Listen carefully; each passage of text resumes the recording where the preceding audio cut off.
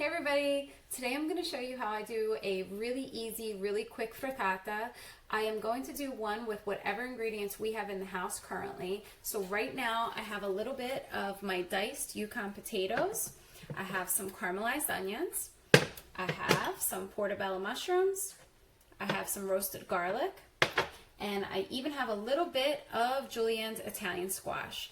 Everything here I basically just put into my pan, salt, pepper, olive oil, gave it a little quick stir fry, and then just kept it to the side. We use these in other dishes too, so I had them handy.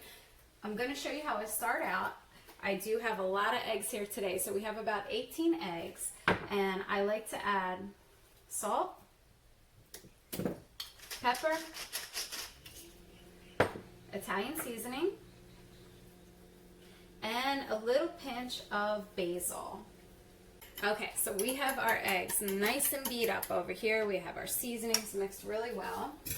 The way I like to do it is I like to layer my frittata. So I put some of the eggs in first and let them start cooking. Of course my pan is hot and I have a little bit of olive oil in there. So my eggs are gonna start cooking. I use about half, that's the way I do it. And I'm just gonna move them around the pan ever so slightly. I make sure that the middle of my eggs get slightly cooked before I start adding all my ingredients in. And what you're really looking for is just around the edge. You'll see that the egg starts to change color a little bit. I keep mine on low heat almost the entire time up until the very end, just the way I like to do it. But I always make sure that the bottom has a little bit of a coating before I start dumping all my ingredients in.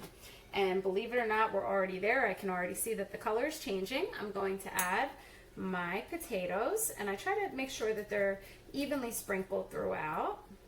Now we watch our frittata and we're looking for the sides to start to cook, but definitely not 100%. We're going to add the rest of our eggs on top of our ingredients right here, very carefully. We're going to keep this at a super low heat and cook it for about 10 to 15 more minutes. And then we're going to throw it in our broiler to finish it off on the top. Now, the frittata has a nice wiggle, and what I'm going to do is just place a couple of the thinly sliced Italian squash all the way around. Our frittata is almost done cooking on the stove. What we're going to do is turn off the stove. We have our broiler on low, and I'm putting the entire pan into the broiler, and then it'll cook approximately 5 more minutes. Our frittata is done in the broiler, and I'm going to take it out right now so we can take a look at it. There we go. Perfectly golden. All of our Italian squash cooked really nicely. The portobello mushrooms, they look really good. Always make sure you have your mitt on because sometimes people forget. The frittata came out of the pan nice and high. It's beautiful. The way I like to top it off is to add some freshly grated pecorino romano on top.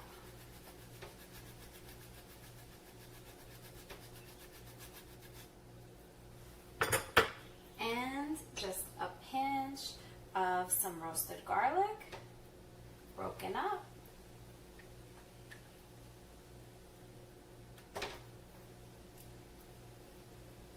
And a little pinch of Italian seasoning.